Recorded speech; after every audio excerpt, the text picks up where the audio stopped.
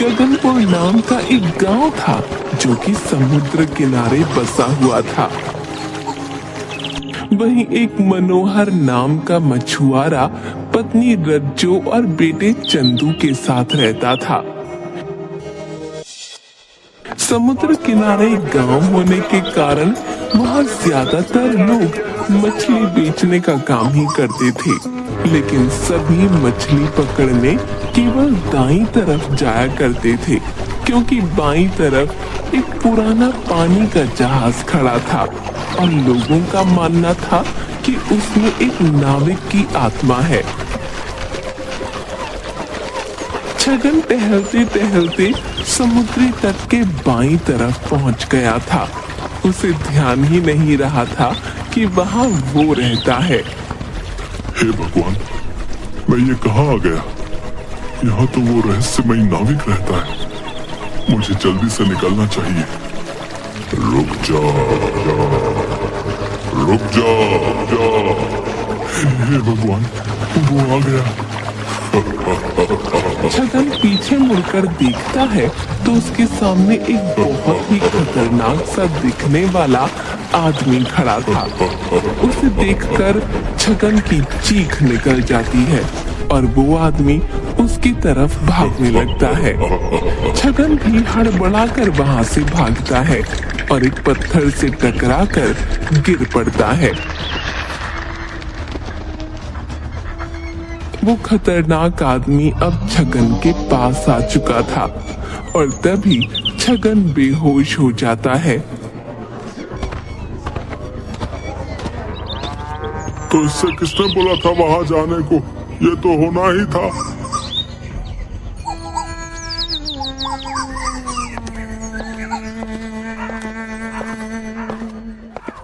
क्या हुआ भैया? ये देखो ना मनोहर, सब लोग मना करते हैं कि उधर मत जाया करो, मत जाया करो, है? लेकिन फिर भी ये वहां पहुंच गया, बताओ। तो इसका ये हाल उस नाविक ने किया है? नहीं, लेकिन नाविक इसके पीछे पड़ गया था तो ये भागा और लड़खड़ा कर एक पत्थर पर गिर पड़ा। जिंदा बच गया, यही बहुत है, वरना वो नाविक इसे खा जाता। वैसे एक बड़ी अजीब बात है कि आज तक उस नाविक ने कभी किसी को मारा नहीं। तुम कहना क्या चाहते हो भाई? नहीं, कुछ नहीं।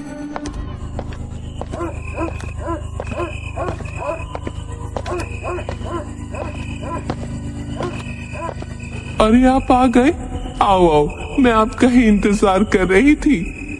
मेरा इंतजार करने का कोई फायदा नहीं है, क्योंकि मैं आज भी कुछ खाने को नहीं लाया हूँ। हे भगवान, ऐसे कैसे चल पाएगा? आज भी आपको कोई मछली नहीं मिली क्या? एक बहुत छोटी सी मछली मिली थी, लेकिन फिर वो भी मर गई तो किसी ने खरीदी ही नहीं।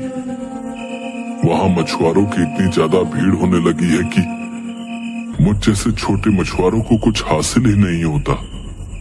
तो आप दूसरी तरफ क्यों नहीं चले जाते? उधर कोई भी नहीं जाता है, वहां आपको आसानी से बहुत सारी मछलियां मिल जाएंगी। कोई नहीं जाता है तो उसका एक कारण है। वहां एक नाविक का भूत रहता है। भूत?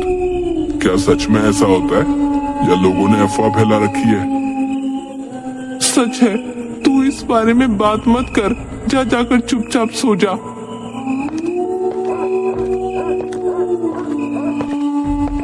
चंदू जाकर लेट तो जाता है, पर वो अपने माँ बाप की बातें सुनता रहता है, जिससे उसे पता चलता है कि उसके पिता का काम बहुत बुरा चल रहा है।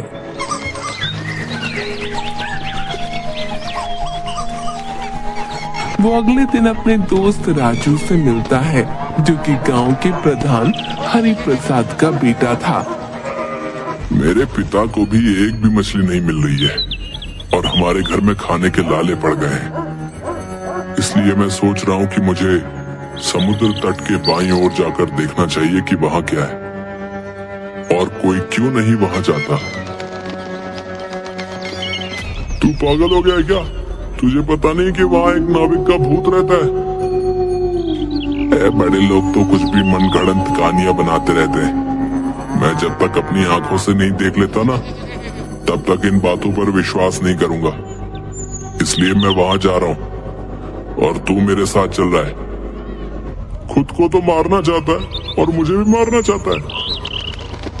तुझे मेरी दोस्ती की कसम, तुझे मेरे साथ चलना पड़ेगा। दोस्ती की कसम के आगे राजू घुटने टेक देता है और चंदू के साथ वहां चला जाता है।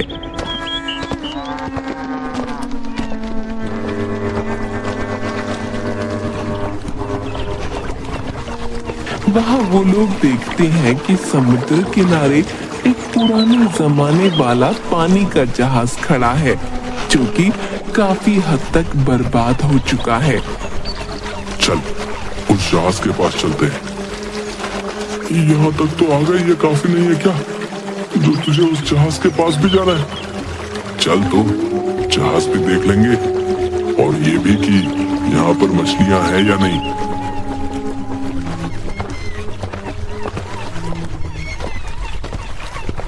वो लोग उस जहाज के पास पहुंचते हैं और पानी में देखते हैं तो वहाँ काफी मछलियां होती हैं। ये देखकर चंदू बहुत खुश हो जाता है, पर तभी उन्हें पीछे से किसी की आवाज आती है।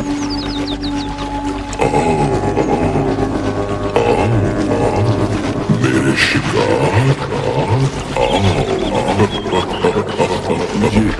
ये तो वही रहस्यमयी नाविक है।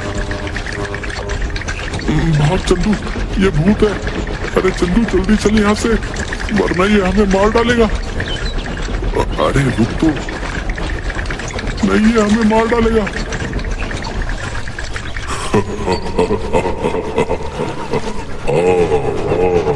मेरे पास मैं तो भाग रहा हूँ। ये कहकर राजू भागने लगता है। चंदू भी उसके पीछे भागता है और उन दोनों के पीछे वो नाविक बहुत तेजी से दौड़ता हुआ आ रहा था। वो अपनी फुल स्पीड में भाग रहे थे, लेकिन वो नाविक उनके करीब आता चला जा रहा था। तभी अचानक राजू रुकता है और कुछ पत्थर उठाकर उस पर फेंकता है और दोबारा दौड़ने लगता है।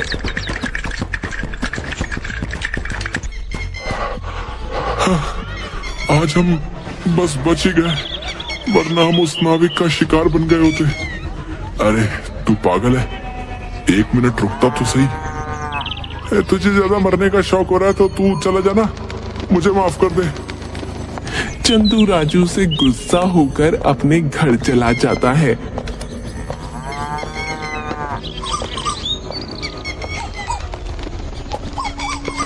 इधर राजू अपने पिता के पास जाता है और उनसे मछुआरों की दिक्कत की बात करता है, क्योंकि वो भले ही डरपोक था, लेकिन था तो चंदू का दोस्त। उसे अपने दोस्त की फिक्र तो थी। पापा, हमारे गांव में बहुत से मछुआरों का काम सही नहीं चल पा रहा है, आप उनके लिए कुछ करते क्यों नहीं? तू ये सब क्यों सोच रहा है? क्योंकि आप नहीं सोच रहे हो, आप गांव के प्रधान हो, आपको इन चीजों का ख्याल रखना चाहिए। आपको पता भी है कि कितने ही मछुआरे भूखे सो रहे हैं आजकल। तो तुम्हें क्या मतलब है? तुम्हें तो खाने को मिल रहा है ना, खाओ और ऐश करो। मैं तो ऐश करूंगा, पर आप जो इतनी मछलियां बाहर एक्सपोर्ट करते हो, इनमें से कुछ मछुआरों के लिए क्यों नहीं छोड़ देते? सोच समझ कर बात कर। मैं तेरा बाप हूँ, मुझे राय मत दे, निकल यहाँ से। राजू को अपने पिता की बातें सुनकर बहुत दुख होता है और साथ ही चंदू की बातें उसके कानों में गूंजने लगती हैं। इसका मतलब चंदू की बात बिल्कुल सही थी। मेरे पापा प्रधान हैं, पर उन्हें मछुआरों की दिक्कत से कोई मतलब नहीं है, और उन बेचारे मछुआरों के घर में खाने को नहीं है। इस दिक्कत का एक ही इलाज है कि समुद्र तट के बाईं तरफ भी मछली पकड़ने का काम शुरू होना चाहिए। राजू को पूरी दिक्कत और उसका समाधान समझ तो आ गया था, लेकिन उसका डर उसे रोक रहा था। वहीं दूसरी तरफ चंदू के घर उसकी डांट पड़ रही थी क्योंकि किसी ने उसे बाईं तरफ जाते देख लिया था। सच सच बता, क्यों गया था उधर? मैं उधर नहीं गया था। झूठ मत बोल, छगन ने तुझे जाते देखा था। तेरे साथ एक और लड़का भी था। सच सच बता, उधर क्यों गया था? तुझे यहाँ खेलने के लिए जगह कम पड़ रही है क्या, जो उधर चला गया? मैं वहाँ खेलने नहीं गया था। हाँ, अब आया ना लाइन पर। मतलब तू गया तो था उधर, अब ये भी बता दे कि क्यों गया था। दाईं तरफ मछली पकड़ने में पिताजी को बहुत दिक्कतें हो रही हैं, इसलिए मैं बाईं तरफ देखने गया था कि क्या वहाँ मछली पकड़ी जा सकती है या नहीं, ताकि हमारे घर के हालात सुधर सके। ये सुनते ही रज्जू और मनोहर का गुस्सा प्यार में बदल गया। दोनों रोने लगे और चंदू को समझाने लगे कि उसे वहां दोबारा कभी नहीं जाना चाहिए। लेकिन नहीं, कोई लेकिन वेकिन नहीं। वादा कर कि आज के बाद तू उधर नहीं जाएगा। वादा कर। मैं वादा करता हूँ कि मैं आज के बाद कभी उधर नहीं जाऊंगा। चंदू मजबूरन वादा कर लेता है।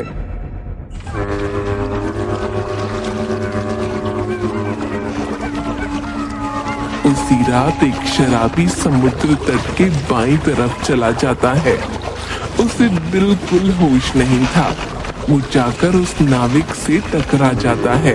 नाविक से टकराते ही उसे होश आ जाता है और वो बुरी तरह से चिल्लाते हुए वहां से भागने लगता है। नाविक उसके पीछे नहीं भागता है, बल्कि वो एक पत्थर उठाता है और दूर से उसे फेंक कर मारता है, जिससे वो आदमी बेहोश हो जाता है।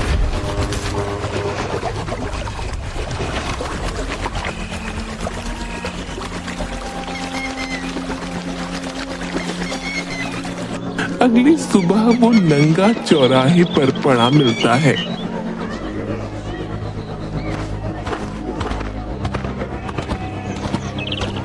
हाय हाय, ये शराबी भी ना रात में उस नाविक के पास पहुंच गया और उसने उसका ये हाल किया।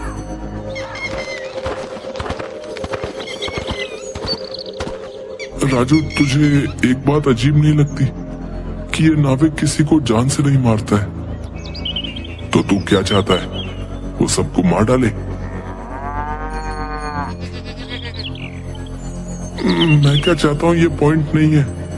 अगर वो सचमुच एक भूत है तो वो लोगों को मारता क्यों नहीं है, ये पॉइंट है।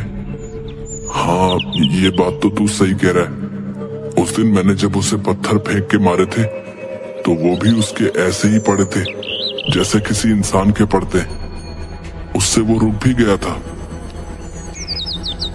यही तो मैं भी कहना चाह रहा हूँ। शायद ये शक हमारा सही हो कि वो रहस्यमय नाविक कोई भूत नहीं बल्कि इंसान हो। पर वो इंसान ऐसा क्यों कर रहा है, इसका पता लगाना पड़ेगा और उसके लिए हमें वहां दोबारा जाना होगा।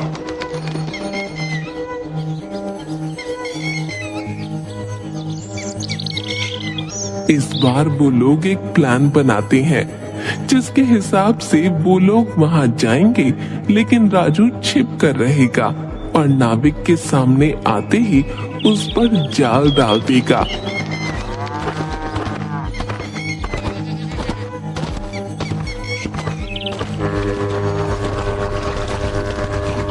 नाविक जी, नाविक जी। तुम वापस आ गए। चलो, अच्छा है। वैसे भी भूख लग रही थी।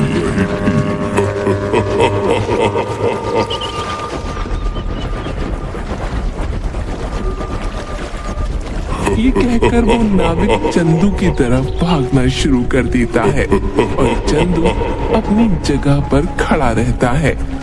नाविक जैसे ही चंदू के पास पहुंचने वाला होता है, तभी राजू एकदम से आकर उसके ऊपर जाल डाल देता है और अगले ही पल दोनों उस नाविक पर चढ़कर बैठ जाते हैं। देखा, मैंने कहा था ना, ये कोई भूत नहीं इंसान है। तुम सही कह रहे हो, इसने हम सबको बहुत परेशान किया। मैं इसको मार डालूंगा। नहीं नहीं, अरे रुक जाओ, पहले इसका उद्देश्य तो पता चलने दो।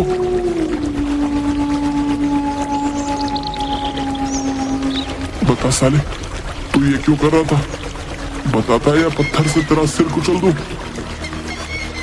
छोड़ो मुझे, वरना अच्छा नहीं होगा। नहीं बताएगा, रुक अभी तेरा सर फोड़ता हूँ। अच्छा रुको, मैं सब सच बताता हूँ। दरअसल मैं प्रधान के लिए काम करता हूँ। उसने मुझे यहाँ भूत बनकर रहने का काम दिया है, जिससे इस पूरे हिस्से पर उसका राज चल सके। वो यहाँ की सारी मछलियाँ खुद बेच सके और मुनाफा कमा सके।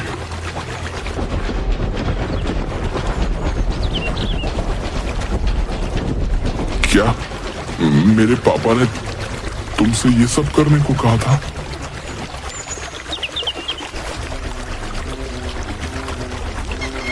चंदू और राजू वापस गांव में जाते हैं और सबको ये सच्चाई बताते हैं।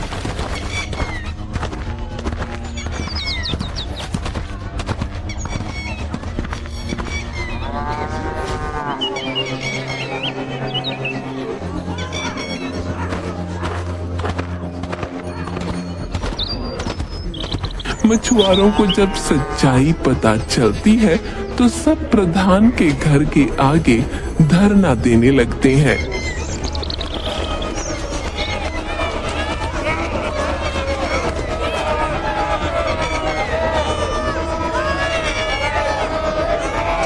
पर प्रधान अपनी गलती मानने को तैयार नहीं था। तब राजू कहता है, पापा, आप लोगों को उनका हक दोगे या मैं आपको छोड़कर चला जाऊं? मैं चला ही जाता हूं। अब रुक जाओ बेटा।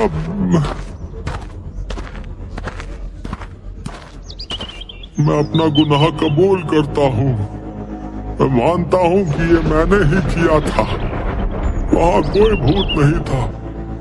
ये भूत मैंने अपने फायदे के लिए बनाया था। आप लोग मुझे माफ कर दीजिए। अब से समुद्री तट का बायां हिस्सा भी आप लोगों का है। ये सुनकर सारे मछुआरे खुश हो जाते हैं। चंदू के माता पिता के साथ सारे मछुआरों की दिक्कत अब दूर हो चुकी थी।